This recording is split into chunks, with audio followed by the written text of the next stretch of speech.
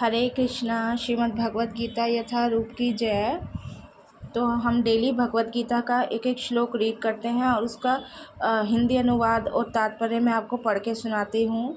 तो भगवत गीता का ये बहुत इम्पोर्टेंट श्लोक है। मैं डेली एक एक इम्पोर्टेंट श्लोकों की वीडियो बनाती हूँ। वैसे तो भगवत गीता के सारे श्लोक ही इम्पोर्टेंट है, लेकिन जो बहुत ज़्यादा इम्पोर्टेंट श्लोक है उनका मैं एक एक का वीडियो बनाती हूँ और आपको पढ़ के सुनाती हूँ।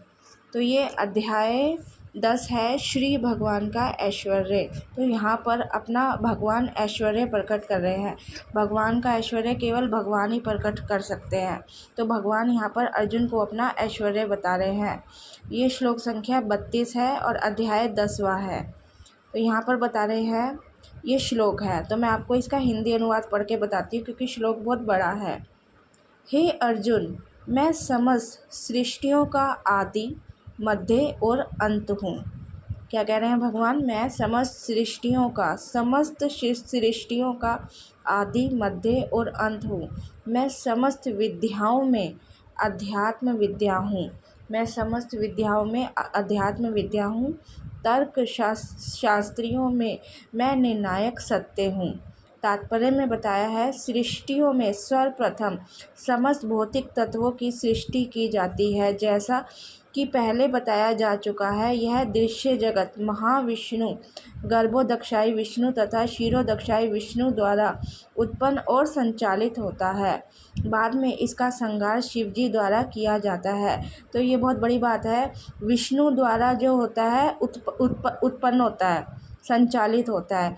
गर्भोदक्षाई विष्णु और क्षीरोदक्षाई विष्णु द्वारा सृष्टि उत्पन्न होती है, लेकिन इसका संहार शिवजी द्वारा होता है। ब्रह्मा गुण सृष्टा है, सृजन, पालन और संहार। सृजन कौन करते हैं? विष्णु। और पालन सृजन और पालन दोनों विष्णु करते हैं, संहार शिवजी करते हैं। ये सारे अधिकारी परमेश्वर के भौतिक गुणों के अवतार हैं, अतः वे ही समस्त सृष्टि के आदि, मध्य तथा अंत है। उच्च विद्या के लिए ज्ञान के अनेक ग्रंथ हैं, यथा चारों वेद, उनके 6 वेदांग, विधान सूत्र, तर्क ग्रंथ, धर्म ग्रंथ, पुराण।